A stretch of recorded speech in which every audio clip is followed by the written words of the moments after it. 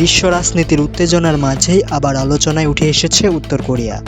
আমেরিকার বিরুদ্ধে কঠোর অবস্থান নিয়ে বসে আছে দেশটির নেতা কিম জং উন।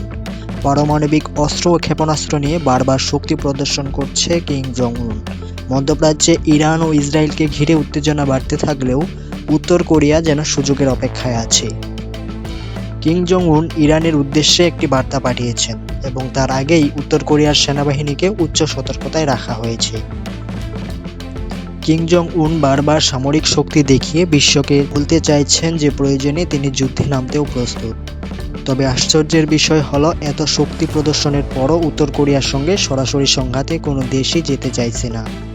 শুধু যুদ্ধই নয়, অনেক দেশ উত্তর কোরিয়ার কাছ থেকে সাহায্য নিতেও দ্বিধাবোধ করছে। কারণ আন্তর্জাতিক রাজনীতিতে কিম জং উনের অপ্রত্যাশিত সিদ্ধান্ত অনেক বড় ঝুঁকি তৈরি করতে পারে।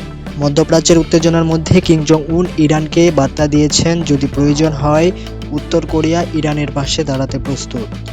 তবে এখন পর্যন্ত ইরানের পক্ষ থেকে এমন কোনো সহায়তা চাওয়ার খবর নেই। বিশ্লেষকদের মতে ইরানও সম্ভবত বুঝতে পারছে, যদি উত্তর কোরিয়া সরাসরি সংঘাতে জড়িয়ে পড়ে তাহলে পরিস্থিতি আরও অস্থিতিশীল হতে পারে। এই পরিস্থিতির মধ্যেই সোশ্যাল মিডিয়ায় শুরু হয়েছে ভিন্ন আলোচনা। বলা হচ্ছে কিম জং উন যেন যুদ্ধের জন্য সব প্রস্তুতি নিয়েও প্রতিপক্ষের অপেক্ষায় বসে আছেন। কারণ উত্তর কোরিয়া নিয়মিত ক্ষেপণাস্ত্র পরীক্ষা চালালেও বড় কোনো যুদ্ধের মুখোমুখি এখনো হয়নি। উত্তর কোরিয়ার সামরিক শক্তি বিশ্বের বড় দেশগুলোর জন্য একটি বড় চিন্তার বিষয়।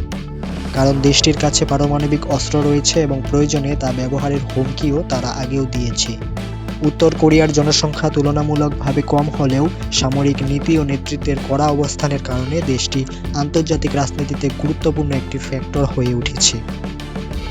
এই মুহূর্তে মধ্যপ্রাচ্যের পরিস্থিতি কোন দিকে যাবে এবং উত্তর কোরিয়া কোনোভাবে এই সংঘাতে জড়াবে কিনা সেটাই এখন দেখার বিষয়।